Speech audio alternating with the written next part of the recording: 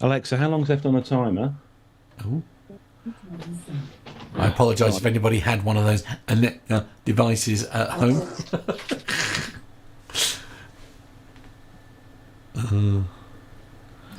Setting off smart speakers right across the world. Oh, there we go. What a lovely view, look. There we are. Got an empty chair, look. Hope he's back in time. I might have to disappear in 30 minutes to take the jack of potatoes out of the oven. Oh, right. Okay. Still, first world problems. Gemma's out having her nails done this evening. So I say. Because they're having a girly weekend this weekend on Saturday night. Oh, are they? Lovely. It sounds utterly terrifying. Well, I've got to go and pick them up at some good luck with glorious hour on Sunday. Right. Yes, I have to say, Nev, one of the best things I think ever invented is that heated steering wheel affair. Yep. Indeed. Although it's been 10, 12, 30 seconds Celsius to clock in the mornings this week. It's been mild, very mild this week. It has. Yep.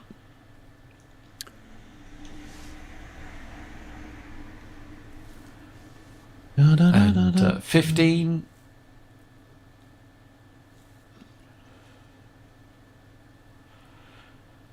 Eight, 7, 6, 5, 4, 3, 2, 1, and clock. I think that's up. There we go. Send a bit of audio back to you for that, for at least for a little while. Have we got the Stansted story this week? We haven't we? Yes. Or not? Yeah. Oh, and away. Woohoo! And 10. Right. Here we go. 8, 7, 6, 5, 4, 3.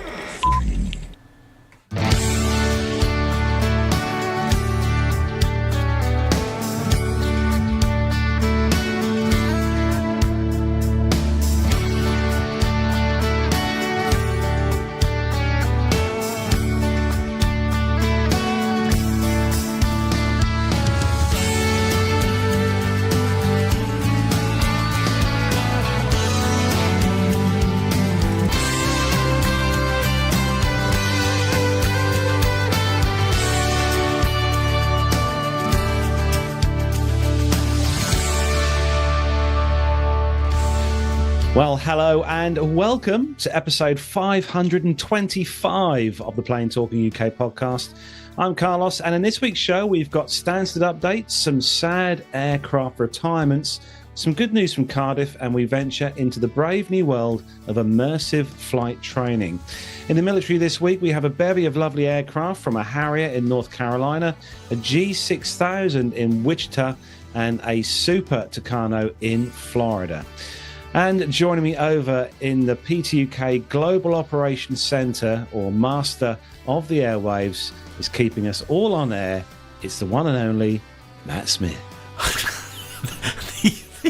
These introductions get more and more elaborate every single week, honestly. That's Nick for you. Well, quite, absolutely. Yes, indeed. No Nick with us this evening, sadly, which is a shame by the look of it. But yes, I'm all right, thank you. Yes, in Studio HQ, shall we say, for the purposes of the podcast. Yes, I must say, I've been admiring your background, sir. Do you know what? I pitched this off the interwebs this week, and honestly, I think I've got a few favourite liveries across the globe of aircraft, but Emirates have really knocked it out of the park with the this one for the 380 they've got behind me here. Because I'm a big lover of the colour blue. It's my favourite colour. You're aware that the reason why it's there is because of a sports team, though, right? Yeah, I know. Okay, just, because I How much know basketball how much do you watch? I can say. Yeah, a big fan. Yeah, not a big fan of any sort of this. I think is this NBA? Am I right in thinking it's NBA? Yeah, basketball. Yeah, correct. Basketball, yeah. Yeah. But I tell you what, it looks stunning. It absolutely looks stunning. I think Emirates have done a really good job with this livery, and be nice to see this flying into the UK. Wouldn't be surprised if it hasn't been to Manchester. I know Manchester has quite a lot of flights coming in from Dubai as well as Heathrow. But yeah, very nice. Thank you. Yeah, it's good. It's like that. But all good with you, Mr. Smith? Yes, nothing exciting to report. Yeah, all good. No, oh, good. And also with much joyousness. We are happy to see the return once again of our very own gold member. It's, of course, Neville Bounds. And let's take this opportunity to wish Nev a very happy birthday for this Friday. Aww. Nice. How nice. Thank you. That's yes, sneaky. It's All Saints' Day. How appropriate. Of course. Absolutely. Yes, that's what it's... Well, it's great to be back. I've been absent for, is it 2 or 3 weeks possibly? Too long, I think is the answer. Lots Too long. Going on Too at work. Bit of flying, bit of Edinburgh activity. Went to Cork the other day with the Aer Lingus girls, boys and girls. Brand new A320 Neo. That was quite nice. Although I did object to paying for my lunch in business class. I beg your pardon? Yeah. What? So that needs dealing with. Wait, hang on a minute. What? In business class? Yeah. And unlike BA, they don't have the middle seat free. So I was saying next to a very large gentleman. I can talk, I realised, but so I was squashed up against the window. But anyway, so that was that. And then coming back from Edinburgh last week, had a bit of a ground stop going on Edinburgh because of the fog in London. So I took the opportunity to go and see the fellas on the flight deck. A very nice gentleman from Belfast in the left-hand seat and a relatively new first officer in the right-hand seat, which was great. So I spoke to them for half an hour. Handed out PTUK business cards and chewed the fat, the usual business. That. So yeah, that was good. It's been just as I thought. Luckily, I'm not actually working at the office tomorrow. We've got we're bringing 15 of our customers, our best customers, down from Scotland and Ireland to the office in Brighton for a night and a day. I can't imagine what's going to be going on down there. As long as someone's got some good quantity of paracetamol. Oh dear. Right. It's going to be a bit of a session. It was great. Had a very, very good couple of weeks, but still quite busy. I would like it to slow down a little bit because it's half term this week, so everybody's put me on as their out of office contact, which is very nice of them. But my phone has been red hot, and I've also picked up my new car today as well. So the orange machine has been traded in for a green. We can't say the banana now, can we? No, we can't. Oh no. So now what are we going to do? We'll probably say apple, perhaps. The apple. The apple. Yeah, I mean, there are small, a few issues in terms of trade descriptions, and I don't know. Steve Jobs is not around anymore, but he might object slightly. And the Beatles would as well, obviously. For the true that. Yeah, absolutely. Very good point. Well made. So but it's great to be back on the show, though. I must say, yes, I've missed you all. So thank you very much for allowing me back. Indeed. And speaking of people who we haven't seen for a very, very long time. Well, you got Carlos as well. Carlos was missing last week. It's all about you, isn't it, Carlos? Honestly, I know. Oh dear. Yes. How are you, John? Not too bad. How are you? Yeah, good. Good to see you back. I'm guessing life is busy as always for you, as it is every day of the week. Too busy. Absolutely too busy. It's been way too long, and it's good to be back.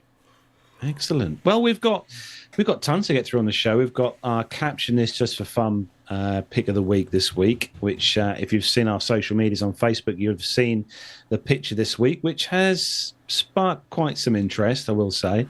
We've got our retro airline ad of the week this week, which is bound to make some of you hungry if you've not eaten this evening when you see that. I know, food and airlines. I mean, what could it be? But a quick roundup this week. Well, a quick kind of, I'll say Nev's terminal tantrums, but this is kind of a whinge from a friend of mine who I work with. Now, it'd be interesting to hear your thoughts on this, guys, because I know, Nev, you travel through Heathrow quite a lot, but not so much Gatwick. But I'll see your thoughts on this.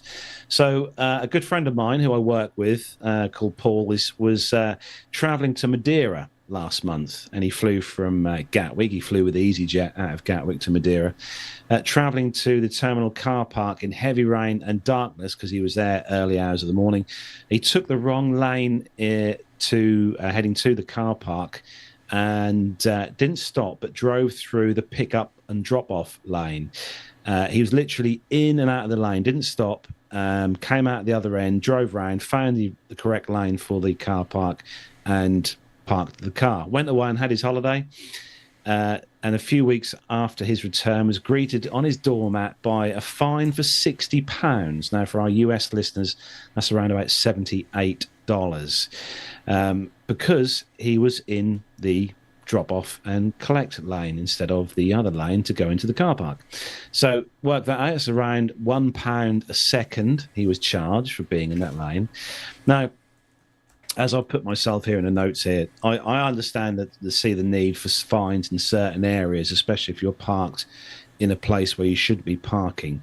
But having been to this car park myself at Gatwick, and I've been there at night as well, I know how bad the road markings are on that run up to that car park and that drop-off area. But what do you think, guys? £60 fine for just driving along a road and not stopping? Oh dear.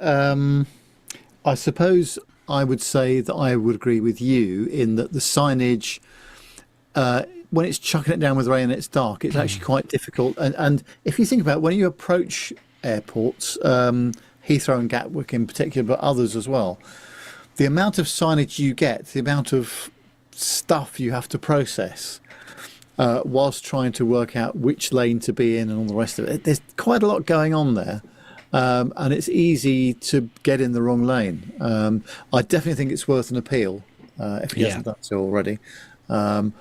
But it is, I mean, it is a shame they're even charging people to drop off, isn't it? I mean, it's ridiculous. I think most of the major airports now do that, at least £5. But I don't see how that is of, yes, it's of value to the airport, of course, but in terms of dropping somebody off, I mean, you've already paid the fuel yourself to get them there, and then you're faced with another tax, if you like, to do it. I suppose the only big advantage you have, so the way that Stansted has done it, for example, is that there's barriers at the end, so there's none of this sort of camera business, if you see what I mean. So you go in, you sort of go in, and if you've ended up in the wrong lane, you've got to pay to come out the other end, basically. So you haven't got a fine dropping on your map because you can't get out of that area unless you do it, if you're just doing the drop-off bit, if you see what I mean. So there's no sort of thing to do that. I suppose that's the only advantage you've got there, is that it'll annoy the living what's it out of you because you've basically gone into the wrong lane. It's cost you £7.50 for the privilege, but it's better than £60. But it's better than £60, and also you're very aware that you've done it, as where if you've sort of ended up in the wrong lane or whatever, that that's perhaps a bit overzealous of the cameras and stuff. I mean, did he do the whole circuit then? Is that why it sort of picked him up? Or well, he just went into that lane and drove along the lane that is the drop off and pick off, and came out the other end and didn't stop, and then just turned around on the roundabout, came back and went to the car park entrance. Right. I mean, he's got apparently, according to the letter, he's got 2 weeks to pay it, and if he doesn't pay, it goes up to £100. So yes, indeed. Nice. But then, again, it is. I don't know. I guess the challenge is how you prove these things.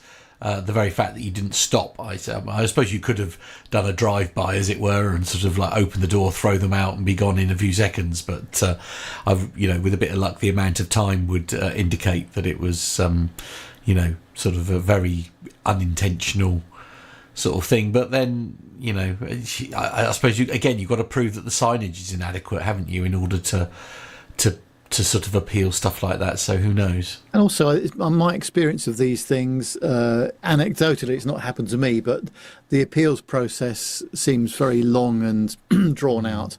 And whilst they might say that it's fair and reasonable and they try to look at the thing fairly, the thing is always angled with the airport in mind, isn't it? Oh, of course. Yeah. So it is difficult, and I think it is quite difficult when you're approaching the drop-off zones and this sort of stuff. That I say there is a lot of information to take in, and it's very easy to get in the wrong lane. And you've got pressure from people behind you that might know where they're going, for example, as well. So that's difficult.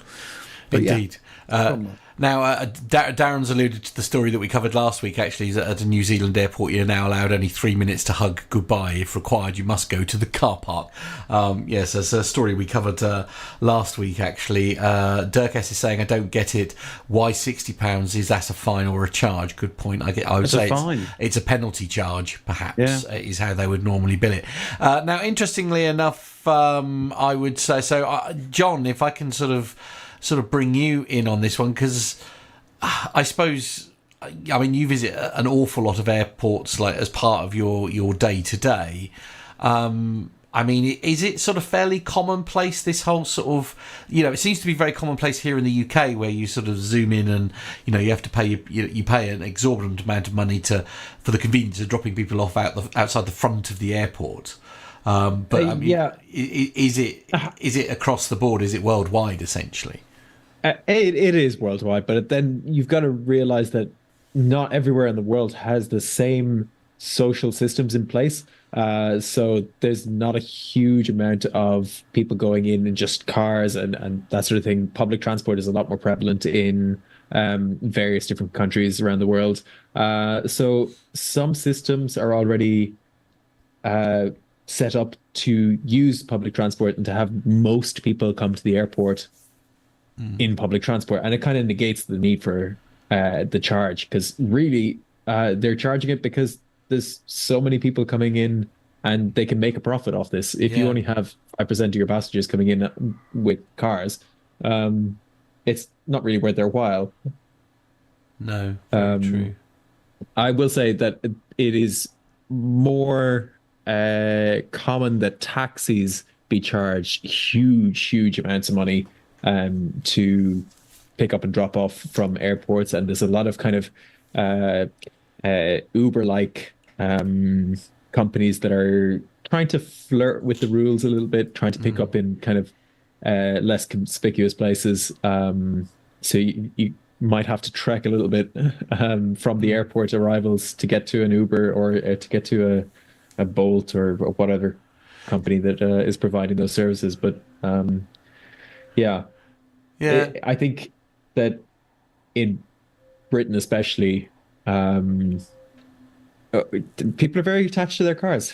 We are, yes. And the infrastructure just is not there. Yeah, and in our defence, the reason why we're so attached to our cars is because, in the main, public transport, unless you're in central London, is pretty rubbish. I think that's the reality of it. And looking at like logistics for me to get to Heathrow for my trip at the end of next month. And it's a bit of a logistical nightmare. Once I get to London, it's fine. It's just the bit between here and there. I'm a bit stuffed and I need a car in order to be able to do that. And, you're thinking, well, I don't really want to take a car, because if I took it to the airport, especially you're going to be, for a week, you're going to be paying £150 or whatever for the privilege of parking your car and the convenience, which I do get, being fined and doing that. Jenny in Rome is saying, by the way, you get 15 minutes drop off time at Rome Ciampino, then it jumps to €8. I mean, that seems quite fair in a lot of ways, doesn't it? I think that's quite reasonable, isn't it?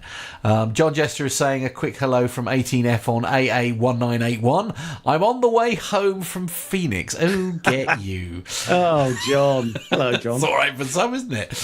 Oh, dear. Right. We're going to say a quick I like hello Hobby to Time's everyone. comment there. Oh, go on. Oh, Robbie Time. Hold on, let me just bring that one up. Bear with me a second. There it is. I got it there. There we go. There we go. Take them to the airport in a horse and cart. It is very green. Be a heck of a cart. as a long haul journey, I hope you've got like a hood over it so it's less rainy and wouldn't work here, I don't think. Good for your garden, I suppose. It would be good. Yeah, well, anyway, quite. Absolutely. Can you imagine security having to deal with that? Piles of steaming manure everywhere. I don't think they'd like that somehow. Nice. Right, let's say hello to everyone, all our beautiful listeners in the chat room tonight. Starting off, Richard Adams, hello to you. Hobby Time, Dirk S is also in there. Jonathan Warner, hello PTUK land, he says.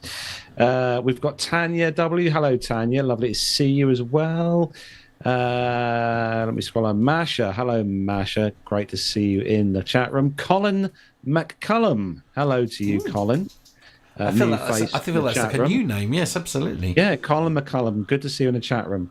Where are you, Colin? Let us know where you are. Reese Newton. Hello, Reese. Good to see you in there.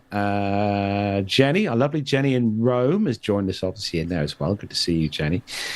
Let me scroll down, make sure I don't miss any. John Jester, as we just said, John's there. He's now probably turning his phone on to flight mode, hopefully. Darren is in there. Hello, Darren. Says evening, chaps. And Richard Adams, hello to you and to everyone who's joined us on the live show tonight. Great to see you all joining us on this Wednesday evening. Say that I bumped into our good chum Richard Flagg the week before last. The big audiovisual event that we were doing at the Ascot Racecourse. Of course, yes. So that was good. He was on the DJI booth, yes, talking drones to people. So he was right next to our booth as well, which was great. So nice. Got a couple of pictures did you have 5 minutes for a coffee at some point? We never got that far. No, I was only there for the first day, so we had a chat, but that was about it. We didn't really have much time, unfortunately. No, I bet. It was a very busy show, but I just wanted to mention that because I've not been back on the show since then. So great to see him. Good to see. Good to hear as well, Nev. Out there meeting the listeners, always good. But don't forget, if you're listening to us as an audio show, we're live on YouTube every Wednesday night at 7 o'clock here. So don't forget to hit the subscribe and bell icon to be notified when we are live and recording new episodes like we are now, because we'd love to have you in the chat room. So, loads to get through.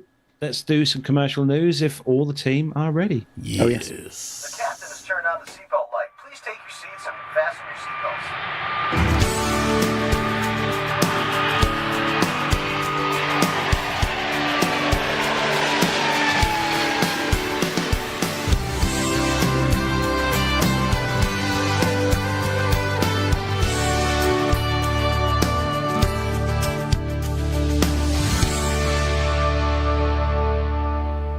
And the first story this week comes from bbc.co.uk. I remember this story. This was a few months ago, I think.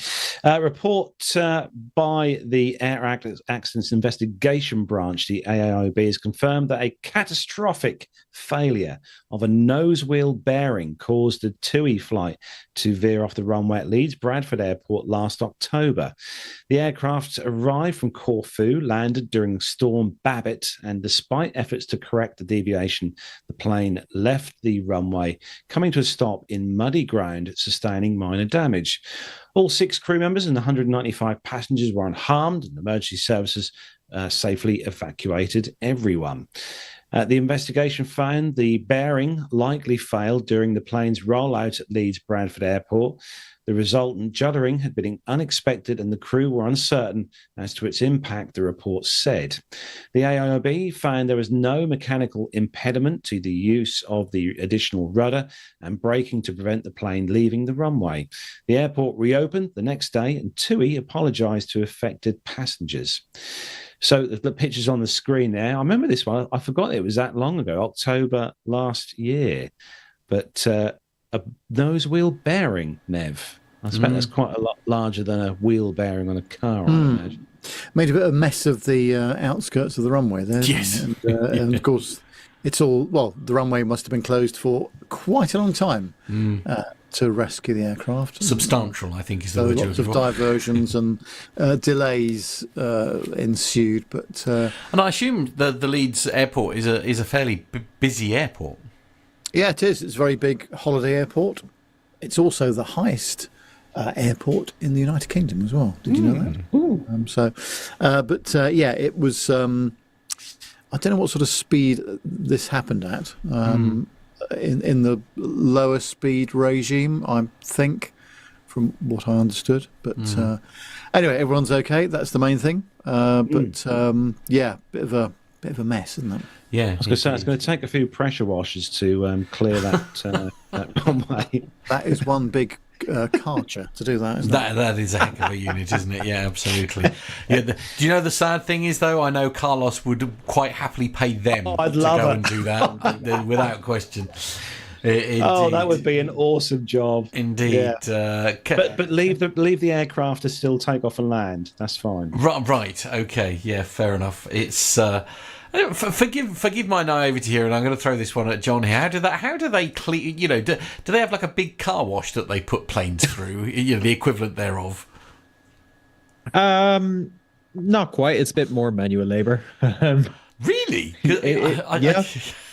Bucket and sponge. Yeah, bucket and sponge. Pretty much bucket and sponge. I mean, a little bit more high tech than that, but yeah, it's not far off bucket and sponge. I think we did cover this a story about cleaning aircraft, like maybe when we had. Oh, I can't remember. I remember we did one where they were on a big cleaning thing at one of the museums, weren't they? And there was pictures of people up. Yeah. But I think that was during the pandemic. So that was 2020, I think, that we did that story. So that's going back a while. I can't find. I actually was looking for it, but okay. Rude. But yeah, it is just kind of bucket and sponge kind of thing. I mean, you know, it's a lot more automated and they've got machines and stuff, but bucket and sponge. I suppose because they're all different shapes, aren't they? It's not like a car. It's essentially, you know, a box, and you know the machine can use its sensors to work out how big or little it needs to make it. As where, you know, I mean, and you have to be extremely careful with some of the equipment that's on the outside of the aircraft. Yeah. There are, you know, the pedostatic tubes and various other. Although Dirk S is saying that RAF Lost in Mouth actually has a plane wash drive-through for their P8s. But it's, I mean, that's very, very cool. But I suppose the only issue there is it's probably very specific, so you can only put a P8 through it. If you see what I mean. You know, possibly just because of the nature of the beast, I suppose. You know, because it's like you can't have it. Here we go. I'm going to try and be nerdy here for a moment. Brace yourselves. Good luck, everyone. You can't, for example, put a 737-8, if you like, through like a car, the equivalent of a plane wash, and then present an A380 and expect it to be able to cope. Ooh. Do you know what I mean? Yeah, that might be a bit extreme. Might be Darren Smith says Narita has a plane wash up to a Boeing 747 size. Ooh. And that's quite large. That is, yeah. So possibly, it's but the wingspan, isn't it? That's the big thing, isn't it? It's not so much the tube; it's the wings. I don't know quite how that works. Give me a pressure washer. I'll gladly do that job. Okay. Yes. I think the trouble is the turnaround time is quite quick, Carlos, and I think you'll be having far too much fun. It'll miss its next flight, I think, just because of the meticulous detail to which you will no doubt go to. Well, I was going to say, oh look, this bit's fell off. Oh, has it? Right, not in your bag, right? Yeah, fair enough. Lovely. Anyway, Matt, you've got the next one, and Stansted are spending a couple of quid.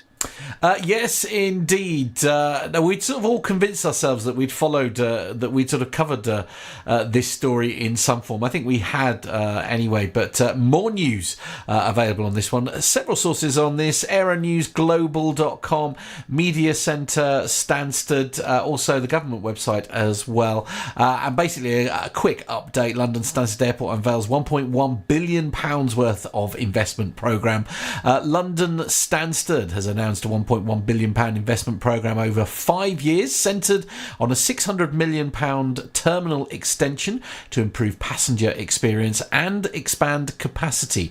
The expansion, which secured planning permission last October, aims to serve up to 43 million passengers annually and create up to 5,000 new jobs, doubling the airport's economic impact to £2 billion a year.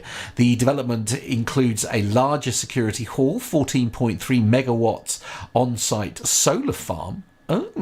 interesting. New shops and enhanced seating areas. The updated terminal will also feature a reconfigured departure lounge, additional check-in desks, and upgraded facilities to accommodate the airport's growing passenger numbers, which reached a record-breaking 29.3 million over the last year. In addition, a number of other projects have already been completed or underway with airport partners, including a new EV charging, forecourt and drive-through restaurants, new Emirates Business Lounge, a new baggage reclaim carousel and taxiway upgrades. Over the past 12 months, a number of new airlines have started flying from Stansted for the first time, including Royal Jordanian and Sun Express. Plus, they welcome it's a welcome return, I should say, of British Airways, boosting the number of destinations on the departure board to more than 200 this coming summer. Manchester Airports Group, MAG, who are the owner of Stansted Airport, is in the final stages of the procurement process, with construction expected to begin in 2025. The project will take between 2 and 3 years to complete. Now, the first question I wanted to throw out there, and he says he's just trying to remind himself of that. No, there was a question I had. Talk amongst yourselves for a minute, and I'll try to remember what it was. It was, yeah. Well, it's good. It's good 5,000 jobs, sir. Yeah, that's great. Great to see that sort of level of expansion. And sorry, John, I didn't mean to cut across you there, but the expansion plus the employment in the area is important, isn't it? And I've not flown from Stansted for a very long time, but yeah, it's certainly got the footprint for expansion. I would have thought it's in some of the terminal areas. Definitely. Indeed. Now the question that I had, really, because that one of the big announcements as part of this is the development, including a larger security hall. That's great news, but also the 14.3 megawatt on-site solar farm. Now, people have said, we've spoken to people over at Beccles, haven't we, Carlos, for example, where they're saying that the solar farm there has had quite an impact on like how the thermals and everything all react in the area as a result. I mean, I'm sure they've thought about this, but I mean, will that have an effect on jumbos like it does on the GA stuff? Not on commercial airliners, not so much, Matt, because it's they cope with that a lot better. When you're in a Cessna 150, it's a lot different. Right, true. Yes. In hot weather. And I think where they're planning on having this is offset to where the runway is anyway. Right, okay. But I'm surprised they're not putting these on the roof, actually, of the new builders. They may well put some on the roof, mightn't they? But then I suppose also one of the things I like about Stansted, and I know, Nev, you may or may not agree, but of course you do have the roof lights, for want of a better word, if you like. So you do actually get some natural light in from above, which is quite nice, quite unusual again for an airport of that scale. I mean, it always reminds me of a massive marquee. Stansted Airport. It feels like somebody put a big marquee up, essentially, for you to sort of fly in and out of. Because it is just a big. It's just, sort of, I mean, perfect for the purpose, really, because it's a big, sort of hall, isn't it? But, I mean, John, you've flown in and out of there quite a lot in your time. I mean, how does it compare to some of the other, airports around the world? Well, it is dated. And Dare you? It is though. I mean, they still have been using the same sort of layout as since it was really updated last in the very, very early 2000s. So it is dated in terms of it's carrying a lot more passengers, and it's really not fit for purpose anymore. So I think this is great that it's going to expand. With regards to the solar farm, I don't know if they're going to use existing solar farms that are around Stansted already. There is one that is a little bit further north of the airfield called the Spriggs Solar Farm, and that's in Little Stamford. It's maybe about 20-minute drive from Stansted Airport, and it's on the approach to the airfield, so you can see it if you're flying in. There are plenty of kind of solar farms around that area. So it's not something that's kind of new to the area for sure.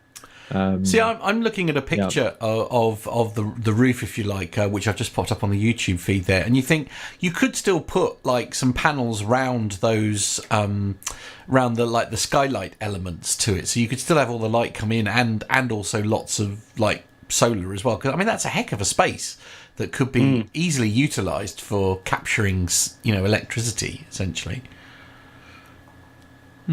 Okay. Yeah, I don't disagree with you there. Yeah, they could definitely save a few quid if they'd done that. Yeah, I mean, even if it only made 10% difference to their consumption, do you know what I mean? It's Singapore, I do like it as charge an up. airport. Yeah, well, yeah, quite. Yeah, right. I think we're a little way off that one. I mean, I do quite like it as an airport, and I think the one thing I do remember, John, you were saying there, the expansion in the early 2000s, and I think the big thing they did then is they moved the because it always used to be at the back of the airport, didn't it? If I remember correctly, like the security and like arrivals, if you like, it was at the back of the airport, and you sort of came at it from the middle of the airport, if you like, and then they moved it all down to one side. And I think that's the one of the big things they did when they did the refurbishment back in, I want to say 2005. My memory. And again, what they've proposed is actually just adding onto that again. So it's pretty much going back to the way it was, but just having a huge amount more space. Yeah. That kind of terminal expansion is going to go in between the terminal and the kind of satellite gates that they have. Hopefully that'll reduce some of the walking. Yeah, absolutely. That is one thing around Stansted that is not desirable, is the fact that you walk extortionate amounts. Weirdly, some of the best ones that I've done is like, so if you end up with one of the remote gates, of course, sometimes it works really well because you get the little monorail, don't you? And suddenly you've got quite a lot less walking as a result of it, which is quite cool. But and of course, if you're coming in from Ireland, there's no border checks, and that does make things a little bit more expeditious. Indeed. Yes, sir. So, Nev, one to watch, I think. Well, I'd like to see this happen sooner rather than later, that's for sure. Yeah. Judging by the security queues every time I fly from there. Anyway, Nev, you've got the next story, and a bit of a worrying situation, this one, I think. Yeah, slightly odd, isn't it? On the independent.co.uk website, it says that Sri Lanka's national airline have grounded a captain who allegedly locked his first officer out of the cockpit after she took a mid-air toilet break. The incident happened on a 10-hour Sri Lankan Airlines flight from Sydney to Colombo on the 14th of October, during which the first officer decided to take a toilet break, according to reports. Now, to be clear, the circumstances regarding the exact nature of the dispute are slightly unclear. However, various sources have suggested that the captain reportedly became enraged as the first officer allegedly did not arrange for her substitute in the cockpit in line with standard operating procedures, leading to a tense standoff between the two mid-flight. We'll come back to that in a second. The captain allegedly locked her out when she left to use the restroom, becoming the only person to be in the cockpit in violation of safety protocols. The situation escalated to the point that a senior crew member on the flight had to intervene to break the standoff and have the first officer back in her seat. The cabin crew member used a communication link to the cockpit to persuade the captain to open the door and to let the first officer in. They say that the airline is fully cooperating with the relevant authorities, and the captain has been grounded pending the outcome of the investigation. Many airlines and aviation authorities enforce rules that require at least 2 qualified crew members to be present in the cockpit at all times during the flight. This rule was reinforced after incidents where lone pilots were left in control of the cockpit, leading to safety concerns. Now, it's a 10-hour flight. Surely there'd be more than 2 members of the flight deck team on there. Am I not right? You'd think, wouldn't you? I mean, I would think it would be about an 8-hour maximum duty time in the cockpit. So I would have thought there would have been a cruise pilot or a reserve first officer where they would take it in turns probably. So the fact there's only 2 of them in the cockpit in the first place sounds extremely odd to me. That length of I'll flight. chip in there. there could well be a third or potentially even a fourth flight deck member on that flight. However, they would probably be resting. So you generally don't have any more than two in at the time, other than during takeoff and landing, and of course for the briefings for those sort of situations. But that possibly could be a reason. That's a very good point. However, top tip from Uncle Nev: don't lock your your flight deck crew member out of the cockpit deliberately. It's not good. It can lead to paperwork and difficulty. And if this story is as it's purported to be, I think there could be some issues here. But don't forget that back in 2015, all 144 passengers and 6 crew members died on Germanwings flight 9525 after its pilot locked himself in the cockpit and deliberately crashed the aircraft. The incident had led to several airlines tightening the rules around cockpit occupancy, and in 2022 2 pilots of Air France were suspended following a physical altercation in the cockpit. The 2 pilots exchanged blows during the flight, which eventually landed safely. Another top tip or suggestion: do not impose violence upon your flight deck crew colleagues. Oh, my word. Now, a lot of airlines, presumably, John, in this situation, they would have a cabin crew member occupy the flight deck, possibly. If absolutely. And it is kind of up to the airline how you implement it, especially in places where, like Europe, where it's kind of you must have it. They can have different rules depending on the airline about which crew members can be in there. I know in certain airlines, senior crew member cannot be a president in the flight deck because they want to keep them, managing the cabin. I know that in some airlines, the most junior crew members can't be in the flight deck, and that's just to do with learning about the processes and the sort of communication protocols, and it's taken very, very seriously. But also, just from a CRM point of view, it's terrible crew resource management to be starting to pick a fight with any of your crew. And least of all, the person that you're going to be spending a fair amount of time with in the flight deck. The CRM is a concept going back to the 60s, and it's absolutely instilled in pretty much every flying crew member amongst all of the world's airlines. So this is a serious breakdown, not only in protocol and procedure, but also in just basic workplace relations and crew resource management, for which the captain really should be leading the way. Should be on it, definitely, I think.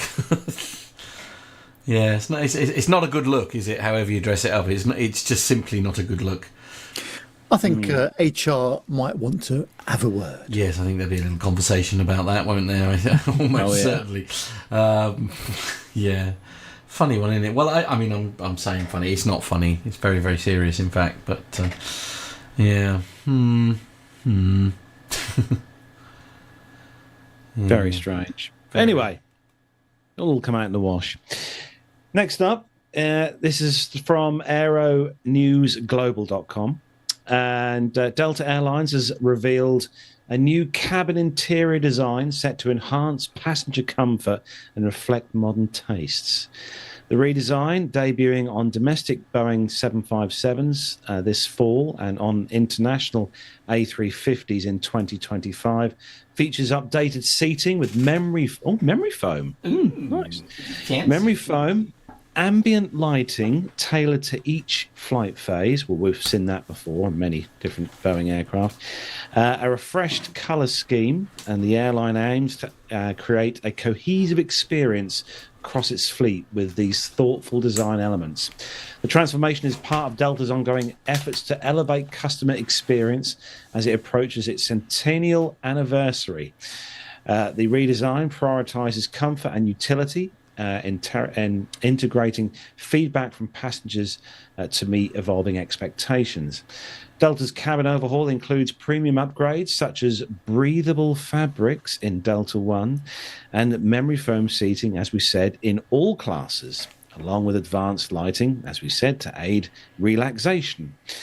Key features include new seatback materials, mood lighting that adjusts during meal times and sleep phases, and expanded storage solutions. Also, very important one, this one, the lavatories have also received a facelift with modern designs and improved safety features. Cool. I tell you, having a number 2 has never been so good with Delta. The airline plans to roll out the new design progressively across its fleet, ensuring uniformity. Delta's strategy underscores its goal of creating a welcoming and elevating atmosphere for passengers as part of its larger centennial celebrations. The following is from Delta's newsroom and outlines the work that went into the redesign. So, for the onboard experience team at Delta, the first 2 years of the 4-year cabin redesign project involved canvassing Delta's fleet, interviewing customers and crew members about their travel journeys, and taking note of all the different aircraft variations. This was followed by a workshopping along process that required looking at thousands and thousands of samples, from walls, carpet, seat materials to metal trim, even down to the screws.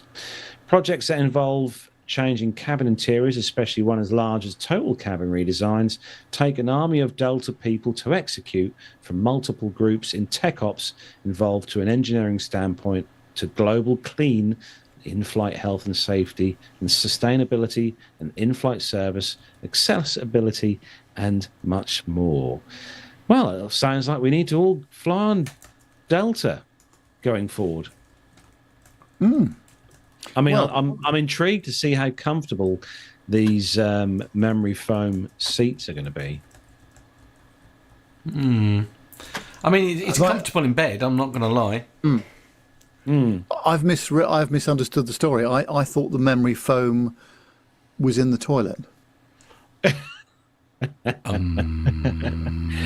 mean, that would be a comfortable visit, Nev, that's for sure. And we all know how interesting some airline or airliners' toilets can be. Also, that suction is feels like about 30 bar, or sorry, sounds like about 30 bar.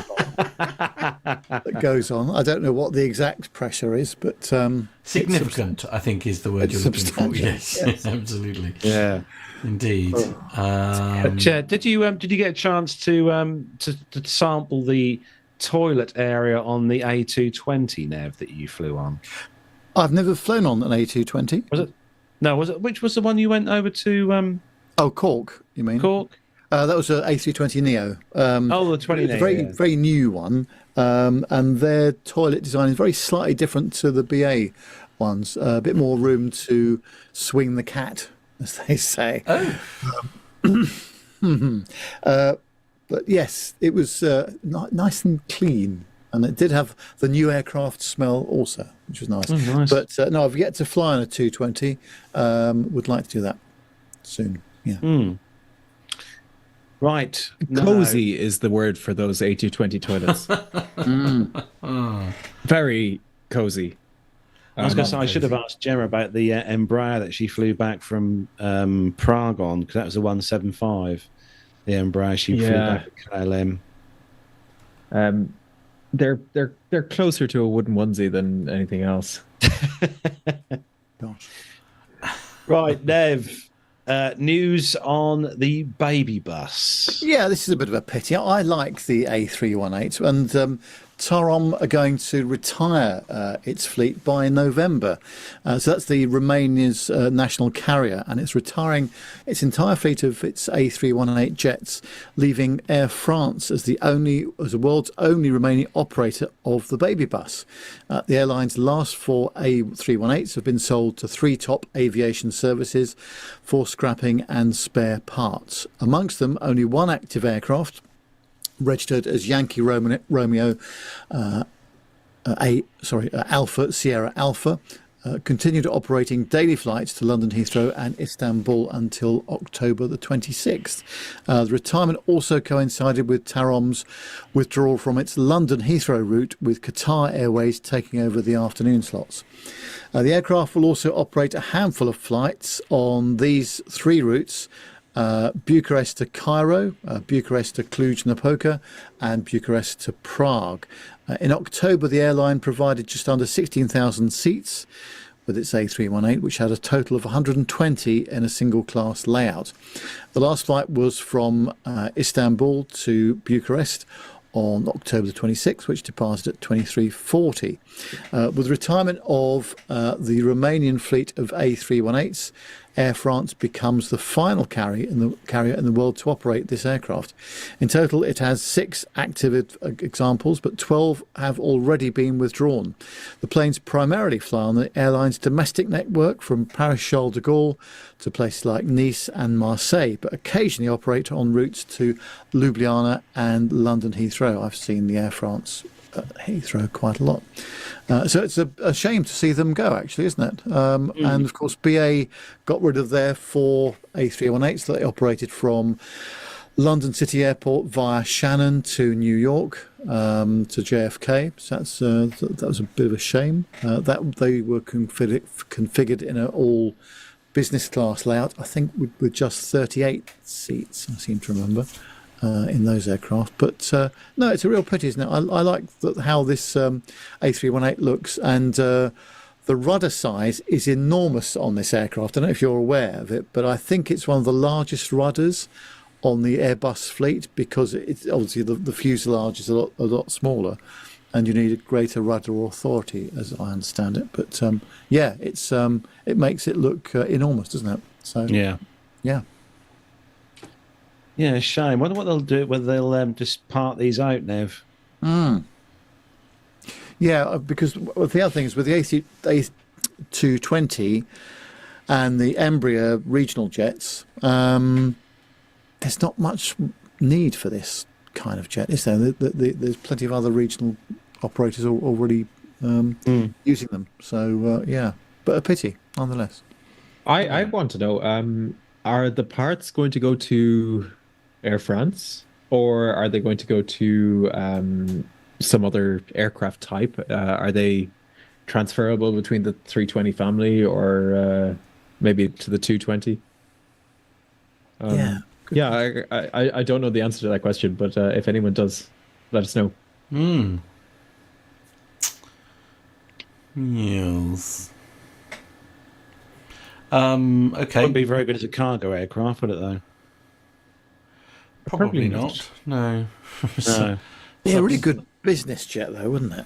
Yes. That's not bad, yeah. If it was configured that way. Yeah.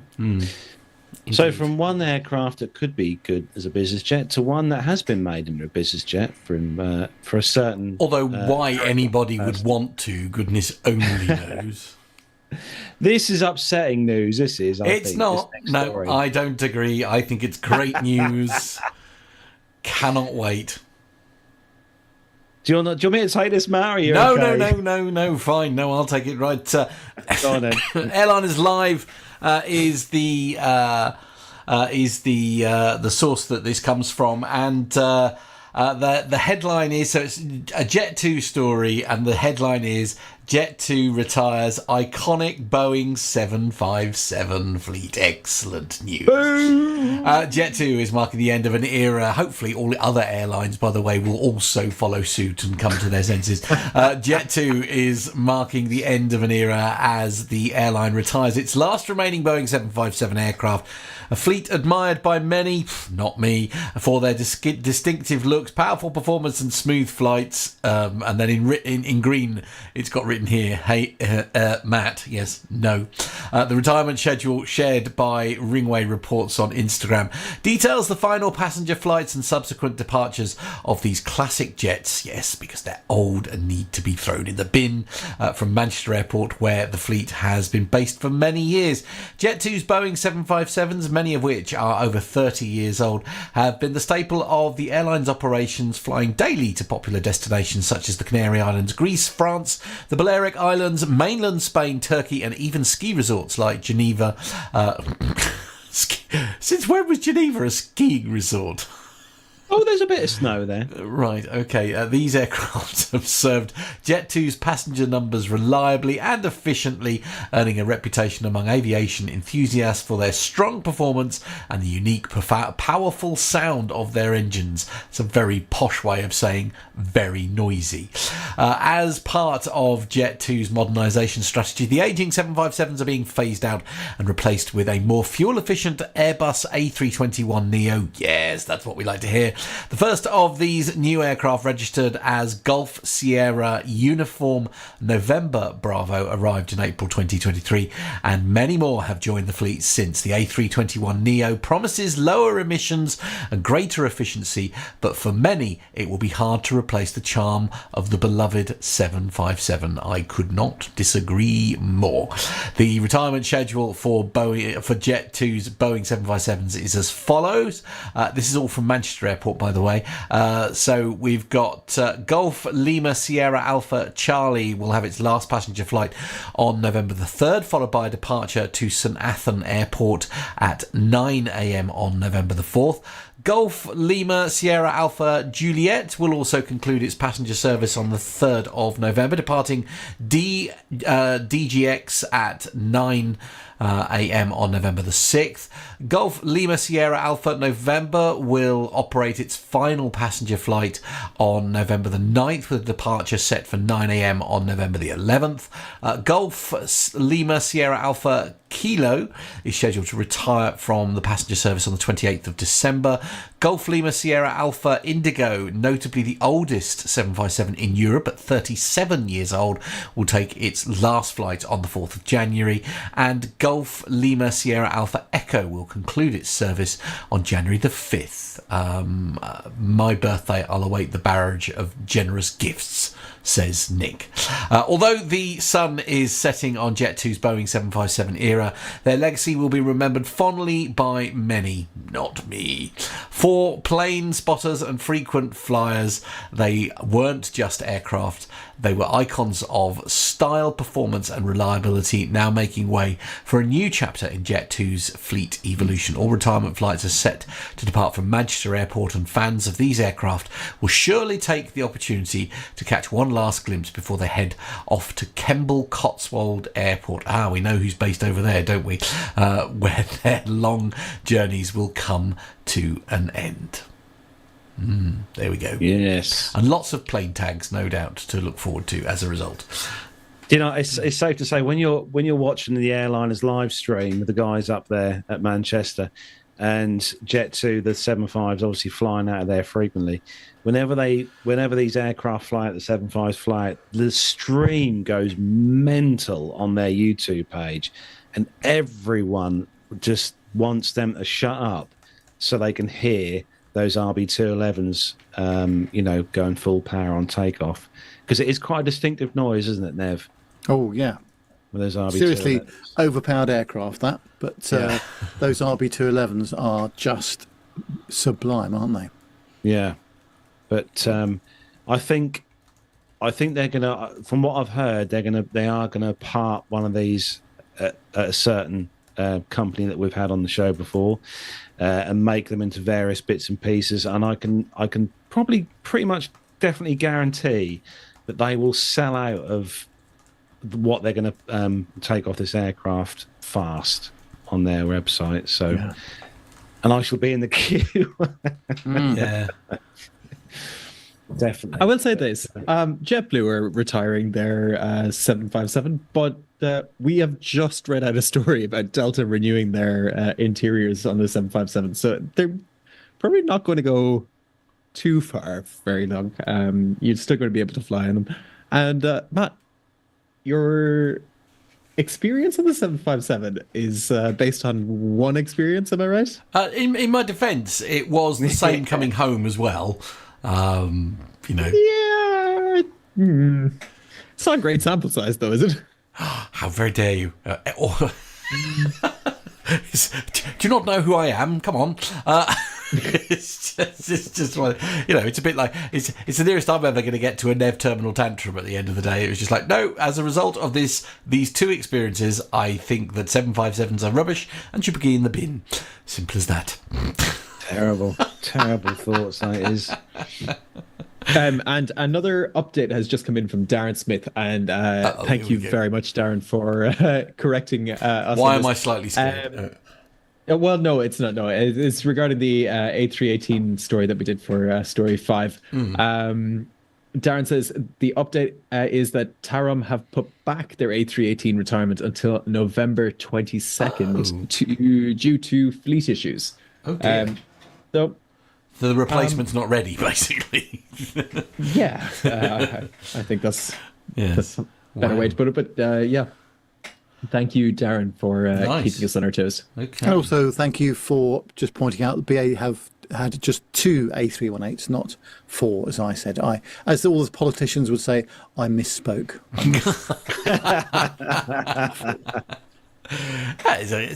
The number is close enough for a politician, I think, is the best way to describe that. Oh dear. I watched the budget today. Oh, good Lord. Let's get on to moving on. John, I can say John's having a nervous breakdown now. Yeah. would you like to do the next story? Go on. I'll do the next story. So this is from traveldailynews.com, and it's about ancillary revenue. So Car Trawler and IdeaWorks Company, the foremost consultant on ancillary revenue, project the global airline ancillary revenue is to hit $148.4 billion with a B, in 2024. And that's a 26% increase over 2023, and it surpasses pre-pandemic records. The rise is driven by a growing low-cost carrier market share and increased passenger spending on a la carte services like baggage and seat fees. Ancillary revenue now accounts for 14.9% of airlines' global income. Ancillary revenue was further boosted through such strategies as co-branded credit cards and frequent flyer programs, the revenue from the latter exceeding $30 billion last year. While low-cost carriers saw increases in the ancillary revenue, traditional airlines saw a decrease. The decrease may indicate traditional airlines are reaching the limits of consumer spending for optional extras, such as assigned seats and baggage. And the consulting companies show that about 45% of passengers are buy only fare and skip optional extras. But this includes fares such as Economy Plus and Flex tickets with built-in extras. And about 55% of passengers choose to pay for the a la carte options. And the data is compiled from 136 airlines. $148.4 billion is insane amount of number. So forgive my naivety on this one. I know, John. Obviously, not so much with who you fly with now, but with the company you worked for before. Obviously, I mean, it was presumably it was all about those ancillary sales, because that was essentially the top up, if you like, for the cheap flight. Yeah. Well, I mean, in all of aviation, you have various different kind of pricing models, and ancillary revenue accounted for a good deal of some of the low-cost carriers that I've previously worked for, and that kind of brought in most of the profit for that particular company. It's a very good way of getting in kind of the tickets that are sold at a very low cost to the passenger, or a low price to the passenger, are definitely need to be subsidized by something. And ancillary revenue is definitely that. And that's why you have a €10 ham and cheese panini on certain airlines. Very, very nice it is too. But so ancillary revenue, does that mean specifically just basically what's being sold on the aircraft, or is it like sort of, I don't know, people paying to upgrade to have their baggage or whatever to go in the hold and have a bigger case and stuff like that? Yeah, it includes everything, and it's everything from upgrading from economy to business class, or it includes the frequent flyer programs that you might be a part of. There's a lot of revenue that goes into those, and the way that frequent flyer programs work is similar to a bank, and airlines are kind of quietly becoming a bank. I can't remember which YouTuber did a really good video on that. I think it might have been half as interesting, but yeah, airlines are really banking institutions right now because of how they work their frequent flyer programs.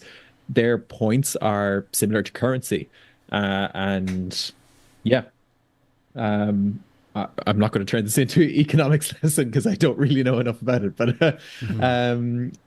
yeah, it includes everything that you can possibly think of that is not the fare for the ticket. Fair enough. Still don't understand it. It's like some kind of dark art, I think, this whole ancillary. I can't remember the last time I actually brought anything on an aircraft. I see that. This is where you and I differ. Not food. Oh, right, okay. Kind of other, stuff like duty-free kind of stuff. But oh, right, yeah. Yeah, I mean, they must still sell stuff, otherwise they wouldn't, waste like the weight, if you like, carrying them. Surely, I mean, so you must be making some money on it to make it worthwhile carrying. Surely. Well, BA still do a lot of duty-free stuff, Nev, on the flights that you travel on. They do, yes, certainly on the longer routes down to the Canaries and places like that. Yeah, absolutely. But yeah, it's amazing, isn't it, how much of this is important to the airlines to turn a profit at the end of the day, because revenues have been hit over the years, and profitability is always a big thing. So they need to find ways of improving their lot. Yeah. And you got to remember that the ancillary revenue is what keeps the fares kind of palatable to the general public. Because when you look at an airfare, the majority of people are going to be looking at price over most other kind of variables. I realize that this audience is probably not the best for that, because a lot of us are looking for, which is the best aircraft to fly, and who has the new seats, and who has the best catering, and who has the best beverages on board. But it's all about the catering. Let's be honest, it's all about the catering. Yeah. Dirk S was saying it was Sam from Wendover that did that YouTube video about the airlines quietly becoming banks, and I would encourage people to watch it. I'll leave a link in the show notes. Okay. I think. Okay. If we can. Yeah. No, we should be able to do that. Yeah. Yep. Yeah. It doesn't like it. The system doesn't like it when it's just like when there's like loads of links, basically. So. Okay. Yeah. So we should be all right with one or two, basically. So next up is CardiffAirport.com. And we'll get. I don't know if you've got the picture, which is on this story map, but we'll give everyone a chance to guess what airline this aircraft was previously owned by. But European Cargo choose Cardiff, Wales Airport as new base. British air freight carrier European Cargo has confirmed its investment plans to open a new base in Wales, Cardiff Airport. which is thrilled about this new prospect. A new regular air freight service between China and Wales will start thanks to European Cargo and the launch of its second UK base.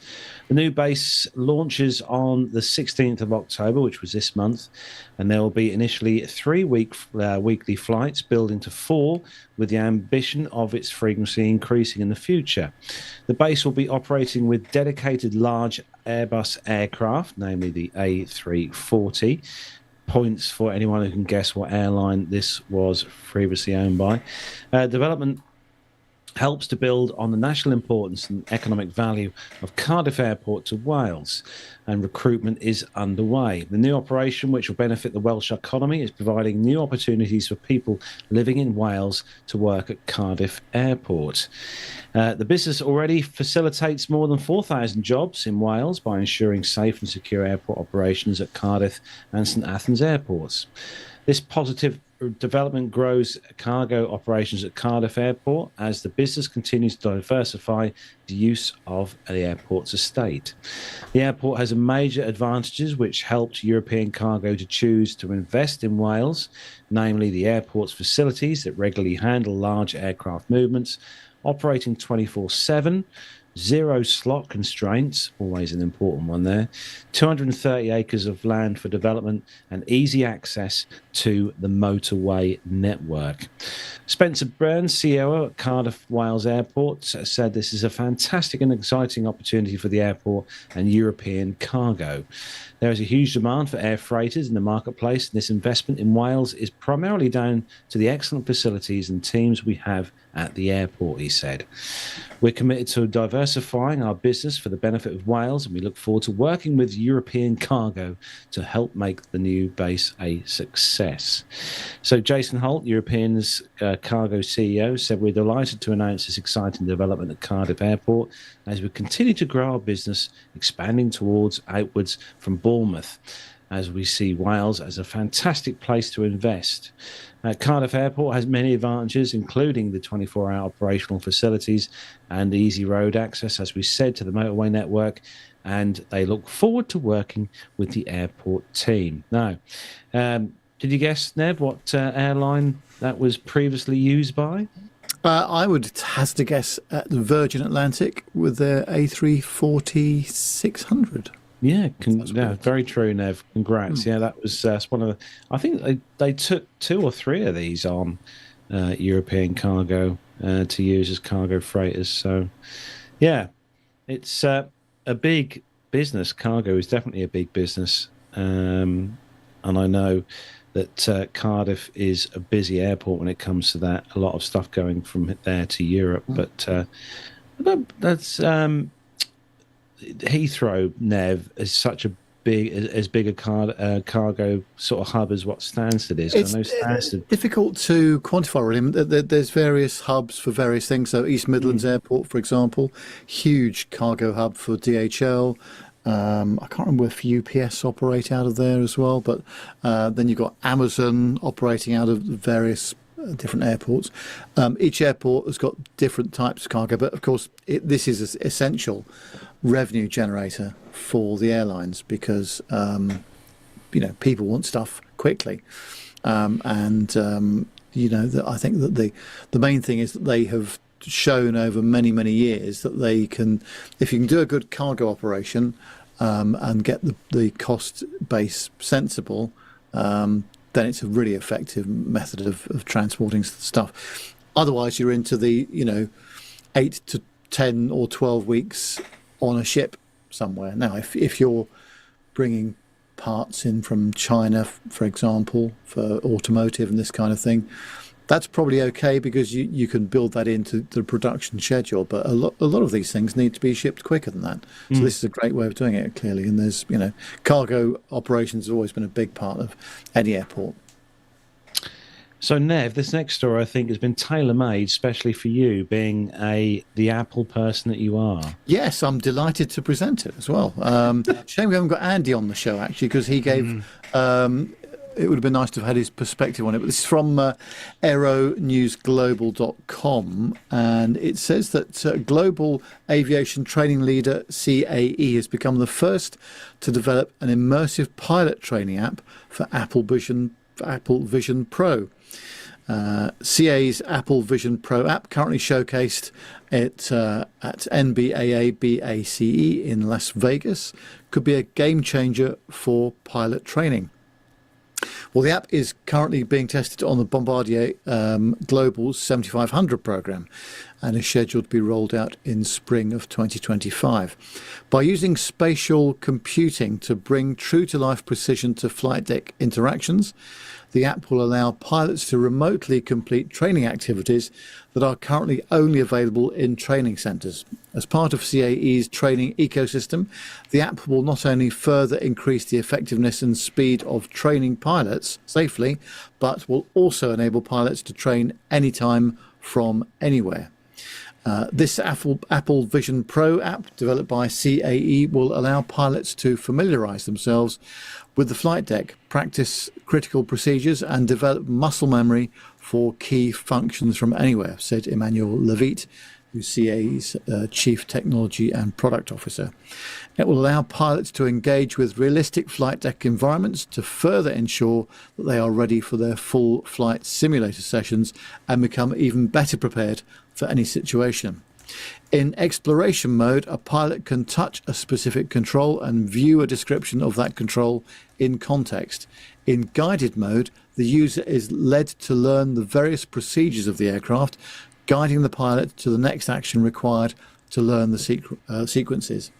In flight deck interaction mode, pilots can use the virtual flight deck to simulate any kind of interaction in a natural way and begin to train their muscle memory. In the real aircraft, for example, the main battery switch needs to be pulled before being flipped. The same can be done in this spatial computing experience. With the ability to be programmed for any aircraft type, CAE's training app for Apple Vision Pro will be a great complement to existing CAE solutions for both business and commercial pilot training. I think it's going to be a huge improvement, isn't it? With simulator time being so precious and so difficult these days, to get people not fully up to speed, but at least to give them some interactivity with the controls of the aircraft using this kind of technology is brilliant, I think. I love it. I think it's a brilliant training aid. Brilliant idea. Love it. Definitely the way forward. Carlos, you're on mute. All right, I'm on mute. Yeah. Next story, I was just going to say, next story is been specially chosen for you by Nick. And I don't know this because he didn't say anything, but I'm guessing that he did choose especially for you. Mm-hmm. Right. Okay. Mm-hmm. BBC.co.uk is the source, and the headline: Twin brothers take on new altitude record. Professional adventurers from Devon are making their final preparations for a world altitude record in a tandem electric paramotor. Ross and Hugo Turner, known as the Turner twins, said that they would be pushing aviation battery technology to the limit when they attempted to take a paraglider-style aircraft to 10,000 feet or 3,050 metres in the French Alps. The brothers have already broken world records by becoming the first twins to row the Atlantic Ocean and were also part of the youngest ever crew to complete that challenge. The record attempts was helping test emissions technology, which they hoped would set a benchmark for future projects. The brothers are using an aircraft with custom-built motors, which have been in the development stage for 5 months, and they are now testing it. However, they have not been without problems. Our first full flight saw the paramotor fall over, and we broke the cage that keeps things from getting trapped into the propeller, said Hugo. Other than that, we've had a couple of emergency landings, but that is what we train for. I think the biggest teething problem we're understanding is how to fly it, said Ross. We've flown petrol parameters for a long time, and to get high, it's just a full throttle and you get that steady rise.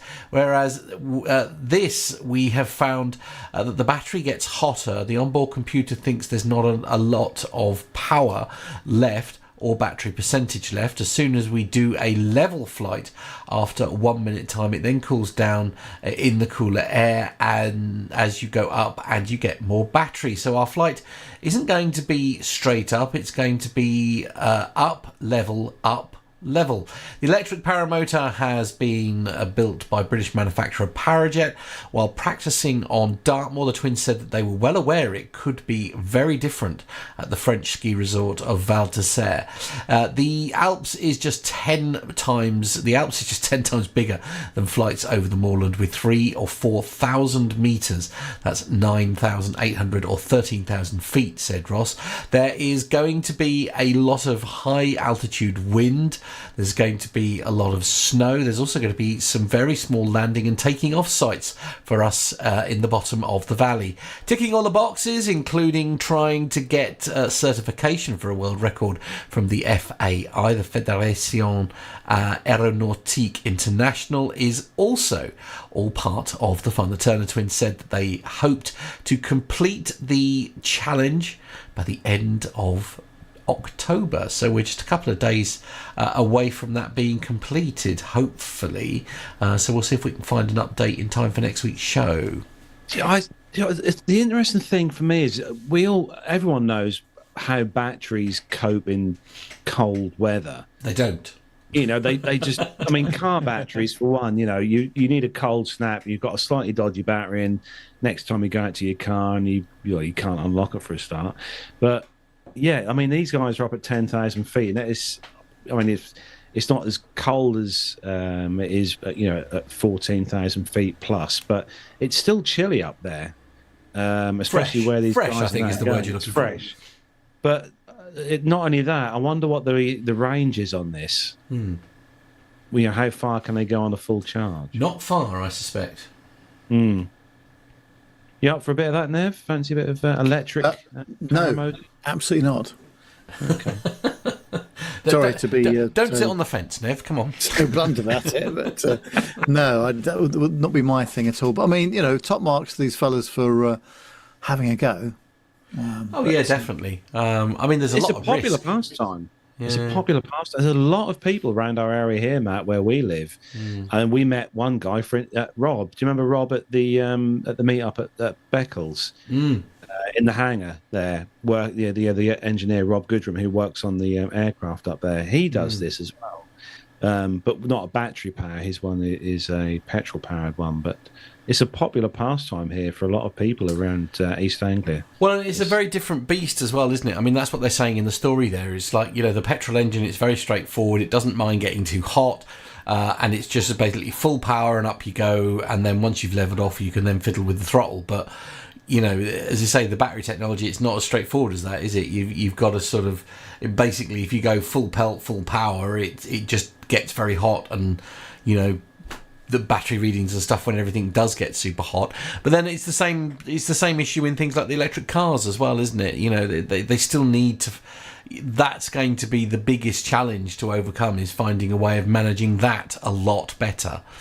And I think it's going to be the same for aviation, electric powered aviation going forward as well. And you got to start somewhere. I mean, you got to start with you got to walk before you run, and if you're going to do this on a paraglider, then maybe you could scale it up. And it's a interesting testbed for future technologies. Indeed. And I did notice in that picture that these guys are wearing rather well padded jackets. I think that's probably the only way to go, isn't it? That might be more because of the temperatures. I don't think it's more for the benefit of the landing. I think it's probably because when they're going to be in the Alps, it's going to be a bit fresh. Yeah, a bit fresh. Yeah, I don't think it's going to help them, sort of like not come to any harm, if you see what I mean. It might have one of those inflatable things that like those inflatable airbags. Yeah, kind of. Well, they do exist, don't they? Because like you can get the horse riders and stuff have them, don't they? Where if you fall off the horse, it's like an airbag thing and it'll react with it and fill with a gel before you hit the ground.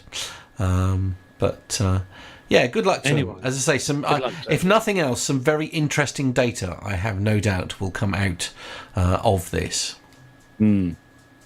Right, that brings the commercial news part of the show to a close. Nev, what exciting part have we got coming up next? Well, I've missed all this, but I'm pleased to say I'm introducing another retro airline ad of the week. And this week we go back to 1984, where flying with United wasn't about the passenger experience, but all about the sweet rolls. And for our US listeners, can you remember those sweet rolls? Let's have a look. If anyone can tell you how many cities United flies to, I can. 151. Because every morning, flight after flight lifts off with a load of my sweet rolls. 747s, 767, DC-10, New York to LA, Miami to Seattle.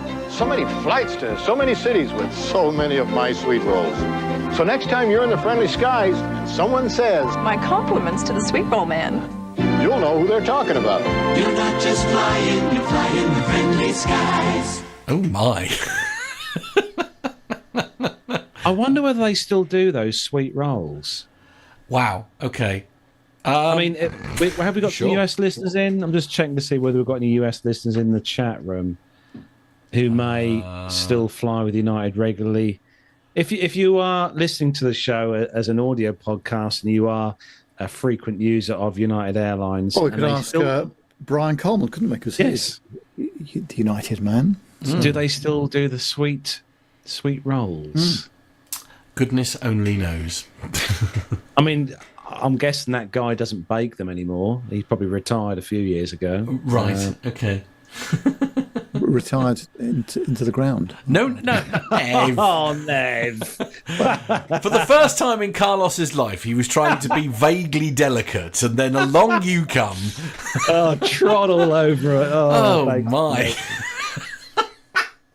Never mind. I'm sure they were very lovely. There are certain airlines though across the globe that have like a thing that they do, isn't there? I forget. There's a couple of other airlines that have a certain. Is it Qantas have the cookie bar at the back of their 380s, if I remember rightly? They had like a place with loads of cookies and you can help yourself. I'm sure there's other airlines that do. There's like a specific thing that an airline will do that no other airline, will provide for their customers. I don't think BA do it, Nev, but no. That's an emphatic no. Oh dear. Right, it's time for some of the good old-fashioned Nev's favourite grey stuff. So if all the teams are Bogies 13550, Angel 16, heading 340. Okay. 100 St. Bogies.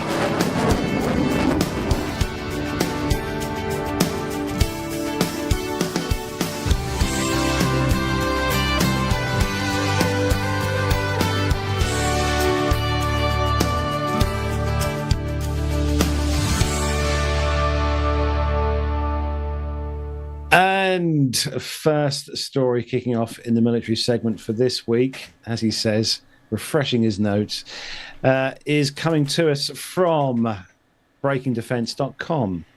And Embraer facing production gap at Florida base A29 facility. So Washington, Brazil's Embraer is hunting for a new A29 Super Tucano orders to keep its American final assembly line humming. With 2025 seen as a critical year to parry back production gaps, in Defence CEO told Breaking Defence, Embraer stood up an A29 final assembly line in Jacksonville in 2013 to produce the turboprop plane for the US military and foreign military sales. customers, and predominantly for Afghan Air Force pilots trained by US troops. But the US involvement in Afghanistan at an end, production at the facility has slowed to a minimal pace. The Jacksonville factory is tooled to produce around 24 Super Tucanos per year, but the company currently only has 4 A-29s in various stages of production. An Embraer spokesperson said those planes are allocated to current and near-term customers, but declined to name what countries had ordered them. Jacksonville could face an uphill battle for orders due to its unique setup. Most orders for the Embraer plane, also known as the EMB 314 Super Tucano, run through the company's Brazil-based production plant. But the A-29 variant produced in the US is assembled by Embraer in Florida and Colorado, and that production line caters only to US customers or foreign military sales brokered by the Pentagon, a much slimmer portion of the Super Tucano customer base. That means that while Embraer has garnered new Super Tucano orders this year from countries such as Paraguay and Uruguay, those contracts cannot be used to pad out lapsed orders for Jacksonville. They said, I think 2025 is a year to fix it, trying to find another possibility regarding orders, DaCosta said. Otherwise, the company will be forced to reevaluate everything around Jacksonville. The option is to find orders, he added. That's the only option. Current Embraer sees the US military as a potential customer, with Costa pointing specifically to the Air Force. Early this month, 3 of the A-29s purchased as part of the evaluation effort were transferred to Edwards Air Force Base in California, where they'll be used as a test platform for sensors and weapons, and the Air Force has said in a new release. Embraer did not deliver any Super Tucanos in 2023, but built a dozen planes that year, including 4 in Jacksonville, to be delivered to customers once the contracts were signed, Aviation Week reported back in February. Embraer clarified that the 4 Jacksonville planes mentioned in the report are the ones currently on the production line. And the company expects to book another 2 orders for A-29s this year, but Costa said that both orders are expected to be produced in Brazil. So I thought this was a really popular aircraft, but obviously not, because no one seems to be buying it. But having seen these at a few air shows that I've been to, including over at Dubai a few years back, it is an excellent training aircraft, and you can load this thing with quite an armament as well. But if Mr. Warner was in the chat room, he would comment on that as well. He's there, don't you worry. He's there. Good. Yeah. Nev, moving over to Lufthansa Technik. Yes, it's on bombardier.com, and it says Hensoldt, Lufthansa Technik Defence and Bombardier Defence have successfully completed the first flight of the Pegasus aircraft equipped with the Calatron Integral Signet system.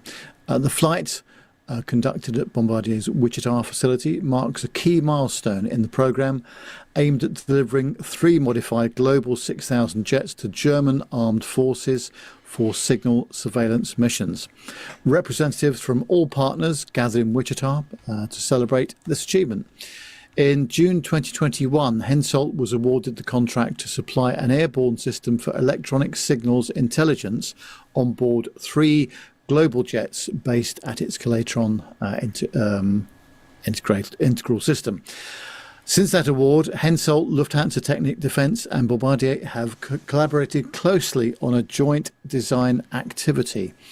Extensive structural modification work has been performed to prepare the first aircraft at Bombardier's Defence US base in Wichita, Kansas, which houses an important contingent of the company's experienced and skilled defence workforce. This is the site of the initial ground and flight test activities.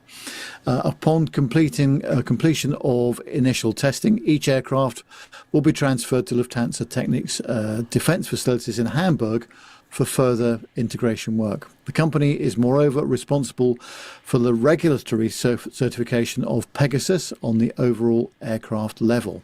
So far, Lufthansa Technik has completed its design activities for the integration of the mission system, the additional civil and military avionics systems, as well as the aircraft cabin.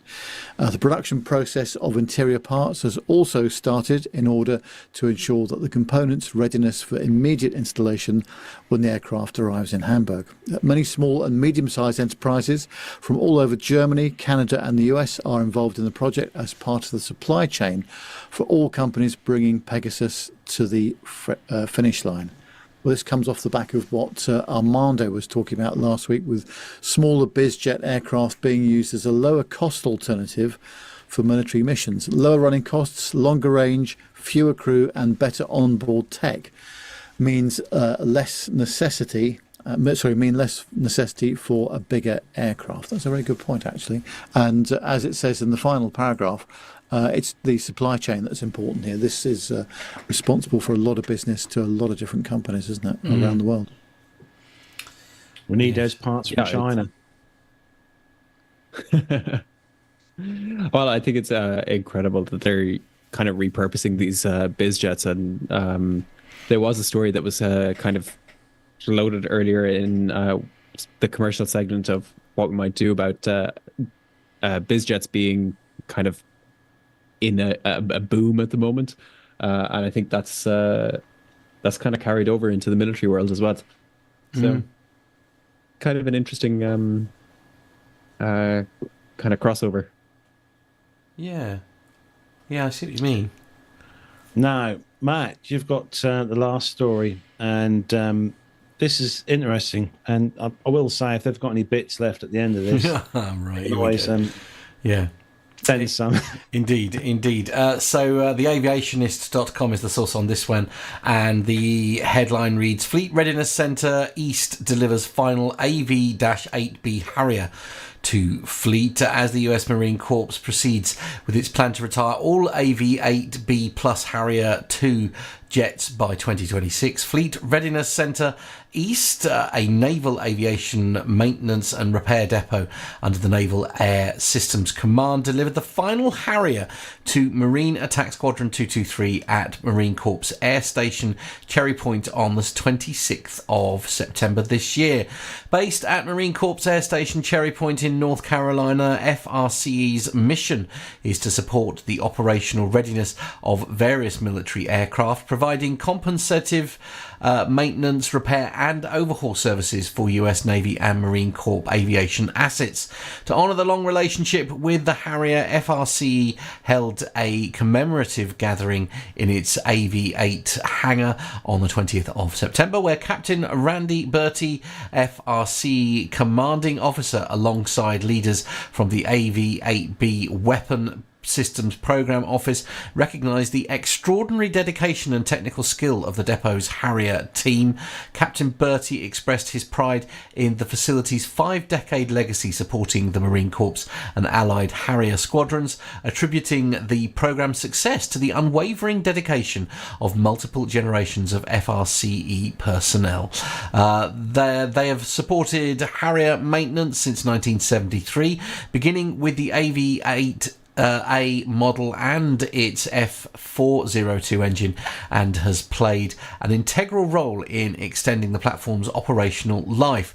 With the Marine Corps now shifting to advanced F-35 Lightning II aircraft, FRC's Harrier team is adapting its expertise to its new platform.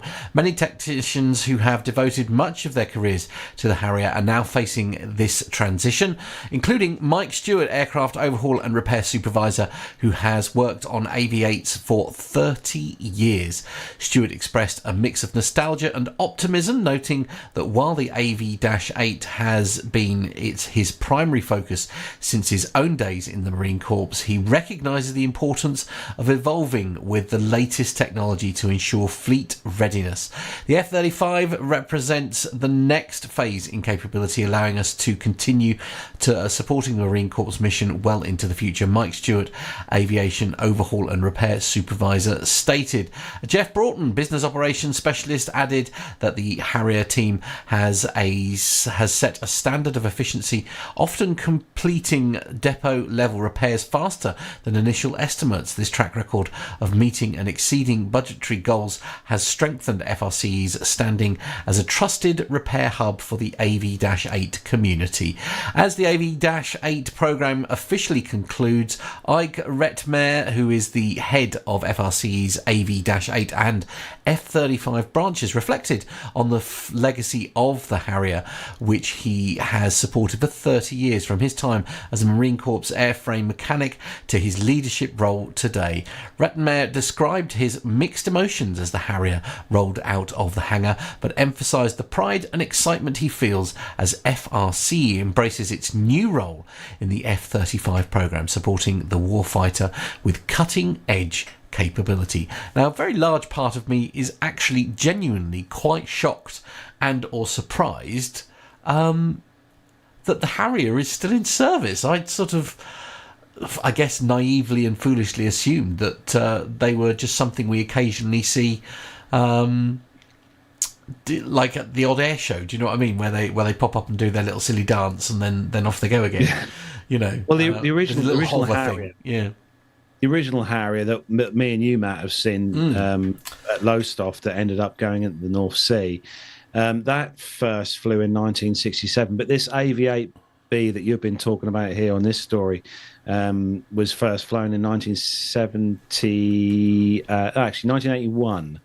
The AV-8B, 5th November 1981. So it's been in service since 1985. And the ones that we had in the UK, the Royal Air Force had, from what I can remember, we sold ours to the Spanish Air Force for them to use. Yes. And can I say, I need to apologise, by the way, because I do this every time, and I should know better by now, but it's not Corpse, is it? It's Core. No, it's Core. Sorry. Yeah. Sorry. My sincere apologies.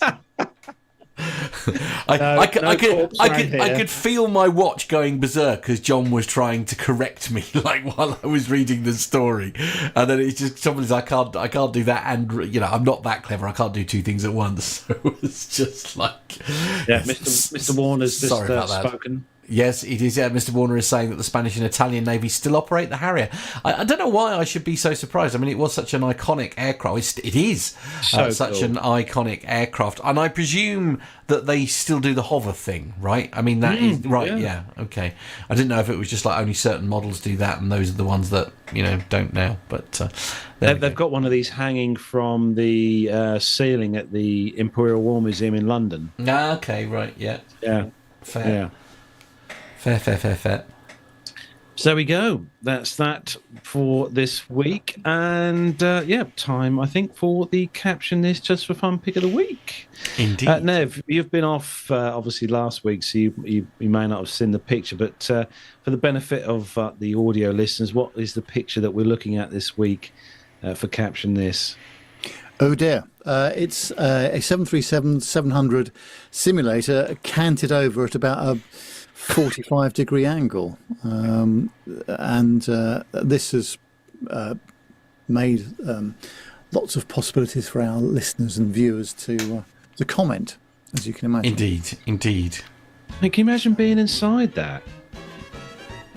Yeah. It's quite the angle. Has that failed? That's what I'm wondering, if it's like, got something that's given up. That's not genuinely part of the flight envelope. No, indeed. I think there might have been a failure there at some point. Nev, would you like to kick proceedings off? Yeah, so Andre says, where's the bath bag? Meaning the sick bag. Right. Kevin Williams says, Captain Andy sitting in the back says, I think we'll have another go at that one, shall we? Yes, probably a good shout. Darren Smith is saying the Boeing MAX experience, every crash has its landing. Ooh, controversial. Ooh, wow. Controversial. Steve says, I don't want to be a 737 sim anymore. When can I be a 787? Aw. Rob is saying, lunch is being served today as a smorgasbord. Stephen Patterson says, Boeing perfect the Max 8 sim trials. Right, indeed. Some guy by the name... Moving on. Some guy by the name of Nicholas Codling, no idea who that is. Perhaps this is what flight sims do when they've got worms. You know, scratching their... I got the reference. You need to see that. You need to, if you're listening to this as an audio podcast, you need to see the picture to grasp. Right. John says, I know it says Southwest, but I didn't expect this. Ooh, that's a hard one to say. I know it says Southwest, but I didn't expect to spend the whole time pointing Southwest. I see what they did there. Yes, very clever. Yes, good. actually, very good. That was quite clever, actually. Yeah. Yep. Credit where credit's due there. Yeah. Nick says, coddling again, sometimes the older models struggle to rise to the occasion. Oh, my. Speak for yourself. Rude. Nick Yes. Controversial. Carl, you got the next one. Yeah, sorry, Carl is saying to infinity and beyond. Our very own Dirk in the chat room says dive bomber flight sim. Right, indeed. Dirk says Boeing shareholder simulator. Yeah, I think that's my favourite. That was my favourite. Yeah, I think that's my favourite as well. Yeah, absolutely. Yeah. Nev.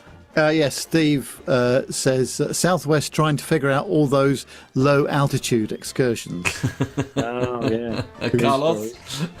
Mazouz, local listener Mazouz says, I've only had one drink, honestly, Ossifer. Right, indeed. John is suggesting that it's Auto Brakes Max. Bob says Boeing offers new robot vacuum to boost profit. Ah, now I like that. That's definitely where. Yeah. I mean, yes. I mean, there's a height issue there, I think, but it's not too bad. Nev, do you want to take this controversial last one, Nev? And finally, Richard says MCAS retrofit trials on Dash 700s not looking promising. Saucer of milk, table 5. Yes. Terrible. What have we got in the chat room? Have we got any suggestions in there? We usually have a few good ones. Where are we here? Richard Adams comes up with that old chestnut. MCAS mod makes Boeing sim more realistic. Right, harsh but fair. We've got this one here.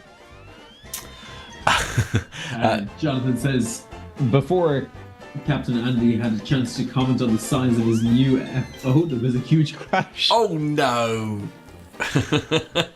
Rude. Indeed. But indeed. Richard Adams. There we go. Indeed. Dirk S is saying there's a fine line there. Yeah, absolutely. Never mind. I think he's pressed the wrong button. There we go. Hobbies, the cookies are at the rear of the aircraft. Right. Okay. I mean, that's one way of, sort of bringing them forward, isn't it? Yeah. Saves anybody having to stand up, I find, that way. Perhaps when we get a chance next year to have a go in one of these full motion sims, we'll see if we can recreate this. We most certainly won't. It sounds very expensive. There's not enough patrons in the world that would be able to pay this amount of damage to a sim. We are not causing that. To any potential sim people that are listening. Yeah, absolutely. Thank you very much for considering us. Yes. We will be careful. That's it. Well done, Carlos. All done and dusted. We could become flight sim test people. We could test these flight sims. Got to make sure they work properly. Right, sure. Let's be honest.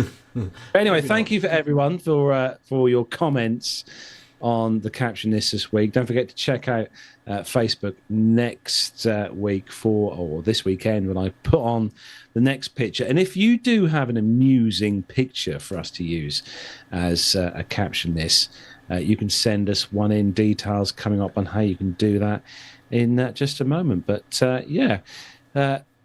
that is about we start to wrap things up. But we'll do this first. We'll have a quick look round to see where everyone's going to be next week. So we'll start off with Matt. What are you up to next week, Matt? Hopefully a bit of a chilled one. Actually, I've got no events this weekend, which is quite exciting. So just, nice. I'm hoping sort of just the radio and then a chilled weekend. And we'll see what next week has to throw at us sort of later on in the week. But trying to keep it a bit chilled, to be honest. I'm just going to point out, Matt, that Dirk's just put that in the chat room. We call it the How rude! I might be fabulous for all you know. We just haven't found out yet.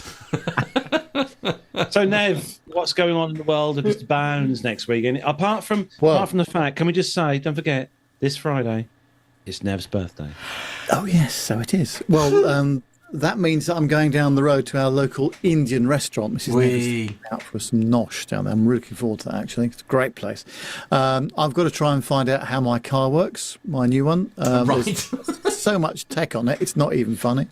I will not be on the show next week, I'm afraid, gents, because I shall be in Loughborough at one of the AV managers conferences. These are folks that operate the AV systems in universities, and they have been known to like a drink as well. So we are part sponsoring an event over in Loughborough, Leicestershire. Oh my! Next week. So make sure you get some free pens, Nev. Yes, very important.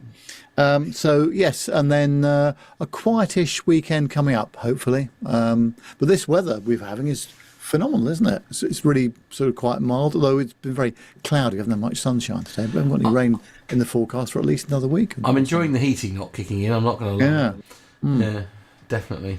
Yeah. Saving the pennies. Absolutely, yeah. What about you, John? Anything exciting going on in your world next week? Well, in celebration for Nev's birthday, I should be going to a little event called Hops on the Lake. It's a beer festival, and beer and barbecue, and cannot wait. And then the weekend is going to be I'll be working, and it'll probably take me somewhere quite far away. I just don't exactly know where it is at the moment. Is that because it's a standby thing, or? It's complicated, but okay. Yeah, that's just the way it works in the airline sometimes. Fun. Hopefully next week we'll have an Andy back with us, all being well. But because I think he was he flying back from somewhere this evening? I can't remember what he said.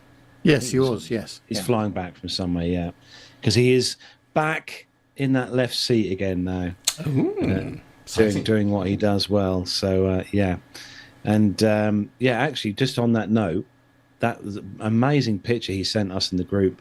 The other day from the flight deck there, with the view from flight deck with the sun going down, it was incredible. Just makes that point, doesn't it? That they do have the best seat in the house. These pilots. Yeah. Right. That is where we're going to wrap things up for this week. So big thanks to everyone in the chat room for joining us tonight. Great to see everyone in there as always. But before we go, Nev, where can everyone find more about us online? Oh yes, I'm glad you asked that. Well, don't forget you can go to all the socials, so Facebook, Twitter, LinkedIn, Instagram, and our website is www.planetalkinguk.com. There's information on there about how you can assist us with the broadcasting of the show via Patreon and PayPal methods as well. Our WhatsApp number is still not functioning. Correct. Yes, unfortunately, yeah. So we have to revisit that at some point. It's a mission. It's a mission I'm trying to solve. Yes. But anyway, so yeah, just look anywhere on the socials for Plane Talking UK, and you will see us there. Don't forget, of course, the email address. It's podcast@planetalkinguk.com as well. Yeah, we'd love to hear from you. Don't forget, Nick is waiting for your feedback to drop into our inbox. If you want to send us some video or audio or message feedback, we'd love to hear from you on the show. And Blimey. Everything all right there, Carlos? The cat's causing chaos, are they? I think there was a large bang from outside the studio door there. Well, I think are the boys all right? They are running around. Yeah. It's they've got what I like to refer to as the late night zoomies. Oh my word! Yeah, it's the zoomies. Yeah. Who we got here? We've got Nigel here. I'll give them to you because I'm in my... Give me Nigel. Oh, here we go. Right. Nigel No Socks. Here we go. Here we go. Here's Nigel. Hello. His first live appearance. Look, there we go. Hello, Nigel. This is our one of our boys, Nigel. He's he has no socks. He looks absolutely delighted to be there. Right, but Nigel's a sports model. He's not as large as Dave. Right. Oh, he's right. Okay. Right. And Nigel related to a BA pilot by any chance? Possibly. Who knows? This is Dave. Hello, Dave. Dave looks equally cheery to be Dave there. Dave has the socks, and Dave is slightly larger. I don't know if you can see it on camera, but Dave is. He seems to have eaten all the food, I think, Dave, and he's very much Daddy's boy, aren't you, Dave? Hey, he's very good boy. He's a very good boy. Very good. Apart from when he wakes me up at 4:30 in the morning. Yeah. Anyway, Zoom. Anyway, off they go. Right, that's it. Thanks to everyone for joining us this evening for the show. Great to see everyone in the chat room as always. We'll be back next Wednesday for a packed show, hopefully with our Captain Andy back in the seat as well next week. Thanks to John. Good to see you on the show this week as always. Thank you for having me again. And Nev, thank you for getting back, and don't forget to enjoy yourself next week. We'll be thinking of you drinking those pints of water and thank you. Fizzy pop. And thanks to Matt as well for being in the studio this week, doing what he does, pushing those buttons, and not forgetting as well Nick for his work on the show notes this week as well. Thanks to Nick. I'm sure he'll watch us back at some point. So that's it. Have a great weekend. Have a great rest of the week, whatever you're up to, and we'll see you all next Wednesday. Say goodbye, Nev. Yes, take care, folks. Have a good one. See you next week.